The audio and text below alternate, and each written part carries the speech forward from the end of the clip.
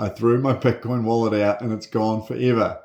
Everyone has heard the story of the guy who did that, but the reality is quite different. So this right here is a Bitcoin wallet, and this right here is also a Bitcoin wallet. They come in many different shapes and sizes, and they do similar things, but they all have their own wee variations. Now, what happens if I lose this?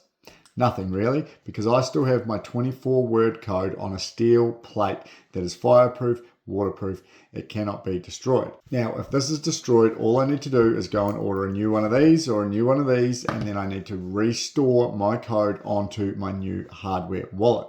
Now, what these will do is when you get a brand new one of these, you can set a new code, a new 24-word seed phrase, or you can restore an old one. So as long as you have that 24-word code, you can buy another one of these and restore your Bitcoin.